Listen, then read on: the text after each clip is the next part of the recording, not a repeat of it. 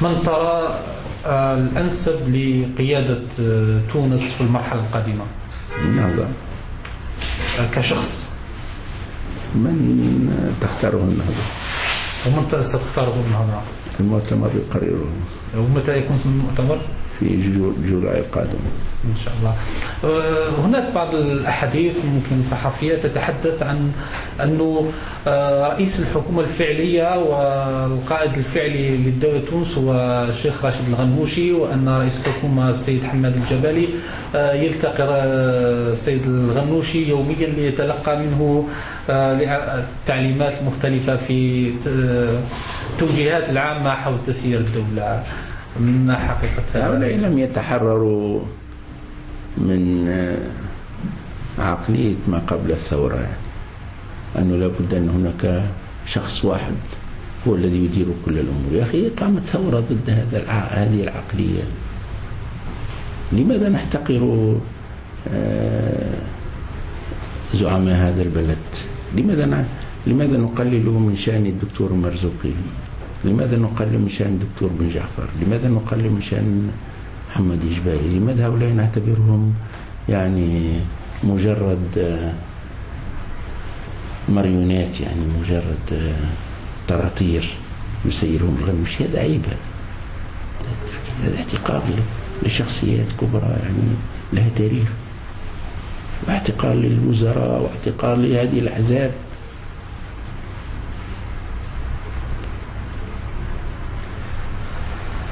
بعض الإشكالات المطروحة في الحكومة الحالية نقاش على الأقل على المستوى الشعبي، يتحدثوا عن هل في إمكانية للاعتراف بالزواج العرفي؟ كما هو معروف أن تونس كانت يمنع فيها تعدد الزوجات، فيلجأ بعض الأفراد إلى الزواج العرفي لتجاوز الإشكال القانوني. هل ستحلون مشكل الزواج العرفي بتقنينه؟ الصيغة الوحيدة للزواج التي نقرها ويقرها الشرع هي الصيغة القانونية التي ينص عليها القانون التونسي، باعتبارها تمثل ضمانات كافية للمرأة، ضمانات للمرأة تجعل الزواج ليس مجرد لذة عابرة، وإنما هو التزام أخلاقي والتزام ديني والتزام قانوني وضمانات للطرفين. والزواج العرفي والزواج المتعة لا يحقق هذا، وإنما هو لحظة عابرة، لحظة لذة عابرة، هو انتقاص من المرأة ونيل من حقوقها وتحويلها إلى مجرد أداة للذة. وماذا عن تعدد الزوجات الذي يقره القرآن؟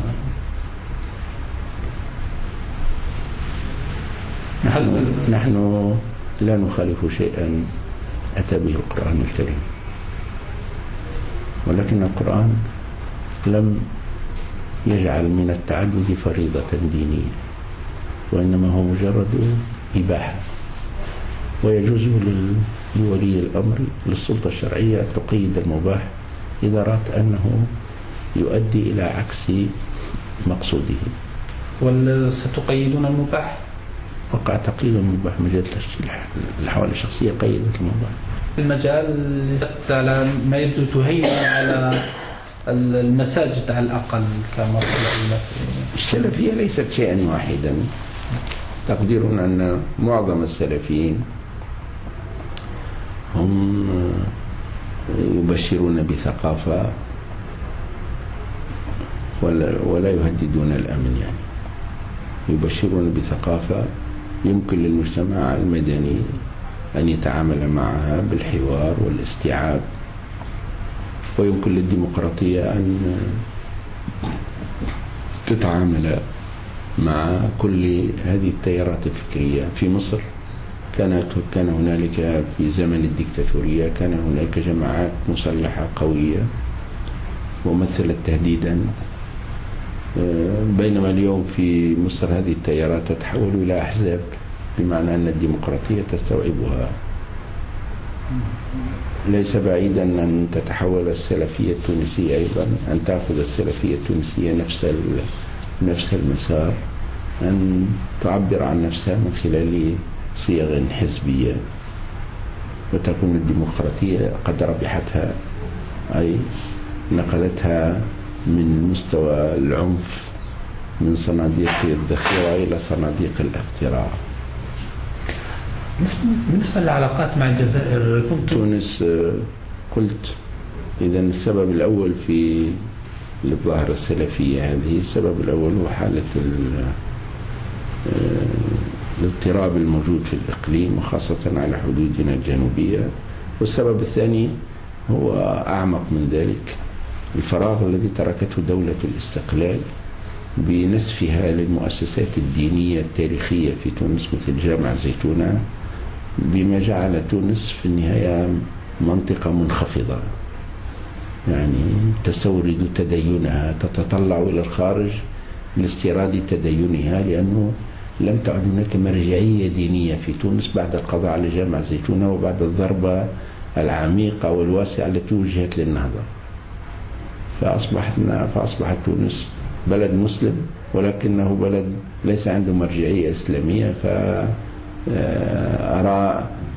رمى ببصره إلى الخارج، فكانت الفضائيات هذه يعني تزود التونسيين أو قسم من شباب تونس تزوده بما يحتاج، ما يرنو إليه من تدين في غياب مرجعية وطنية دينية. الجزائر كانت أول دولة تزورونها بعد فوزكم بالأغلبية في الانتخابات، وكان لكم لقاء بالرئيس عبد العزيز بوتفليقة، ماذا يمكن أن تحدثونا على أهم النقاط التي تناقشت مع الرئيس عبد العزيز بوتفليقة؟ زيارة الجزائر هي نوع من الاعتراف بفضل الجزائر علينا، باعتبارها كانت المحطة الأولى لهجرتنا، حيث أقمت وأسرتي ومئات من إخواني لعدة سنوات في الجزائر، وتمتعنا بكرم الضيافة وخرجنا مكرمين من الجزائر. فهذا نوع من التحية والاعتراف بفضل الجزائر، ولبيت دعوة صديقي الرئيس بوتفليقة لزيارة الجزائر، وكرمت أيما كرم في هذه الزيارة باستقبال كبار المسؤولين لي، وختمت الزيارة باستقبال بضيافة من قبل فخامة الرئيس بوتفليقة، ودار الحديث، وكان الحديث وديا، ودار حول قضايا تعريف بما يجري في تونس، تعريف وبما يجري في المنطقة من ليبيا إلى مصر إلى المشرق العربي. وكيف كانت نظرة الرئيس بوتفليقة للطواعة؟ هل هناك اتفاق حول مسائل معينة؟ هناك تفاهم واضح يعني، وتوجه واضح أيضا إلى استئناف مسار المغرب العربي المعطل منذ عدة سنين.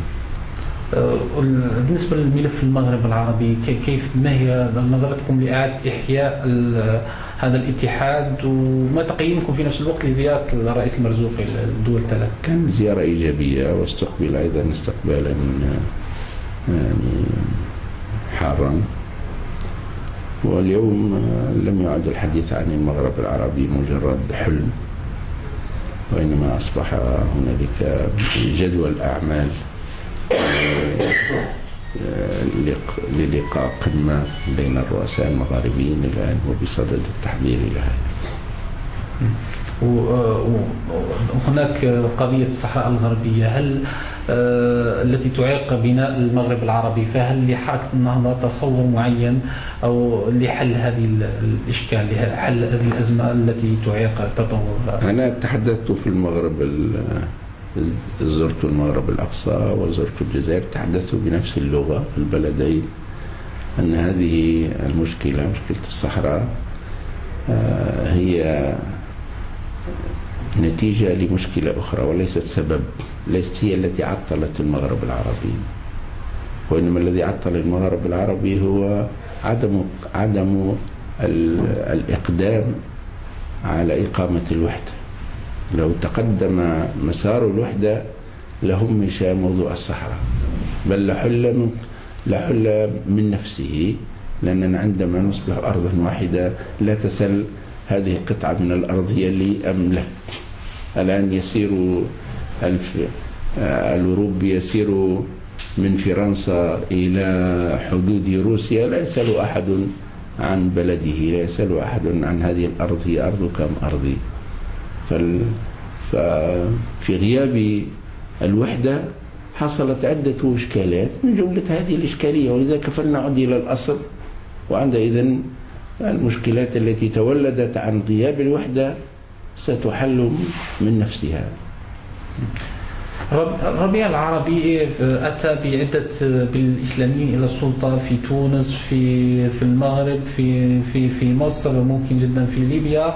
أنتم عشتم في الجزائر وتعرفون جيدا الحركة الإسلامية والأحزاب والتيارات الإسلامية، وهناك انتخابات في مايو القادم تشريعيات. هل تتوقع أن نفس السيناريو الذي حدث في معظم دول المغرب العربي سيتكرر في الجزائر، أم أن الانقسام الحاصل بين مختلف التيارات الإسلامية سيؤدي إلى نتائج أقل مما هو متصور؟ أتوقع أن تكون النتائج جيدة إن شاء الله، رغم الانقسام نعم.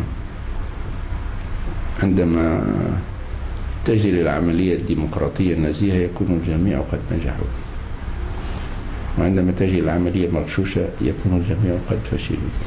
فأنا أرجو أن تنجح العملية، وذلك هو النجاح. وبالنسبة للثورة السورية، الآن أنتم هل مع التدخل العسكري في سوريا، التدخل الأجنبي في سوريا؟ هل أنتم مع عسكر الثورة في سوريا؟ لا، نحن لسنا نتفق مع طرح الجزائر في عدم التدخل. نحن اشترط وزير خارجيتنا لإيواء تونس لهذا المؤتمر شروطا، من جملتها أن لا يتخذ قرار بالتدخل العسكري في سوريا، ومن ذلك أن تشارك كل الأطراف في هذا المؤتمر، بما في ذلك الروس والصينيون. هذا من شروط عقد المؤتمر في تونس. وهل ستعترفون بالمجلس الوطني السوري المعارض؟ يعني كان إشكال. أتوقع أن السياسة التونسية ستتجه إلى هذا. وعلى الصعيد ممكن الدولي، خاصة بالنسبة لعلاقات مع فرنسا، علاقات أكيد ليست علاقات مع أي دولة. هناك حديث أنه تراجع الفرنسية في تونس على حساب لصالح العربية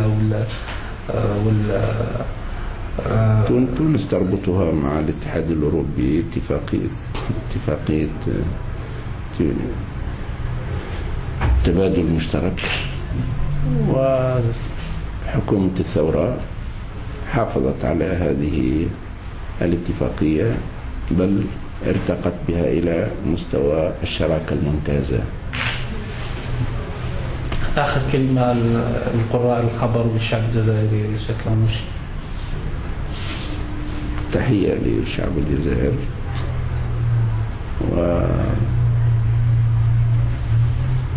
والرجاء في الله أن يحقق للجزائر أسمى أمانها. بارك الله فيك شيخ، وشكرا جزيلا.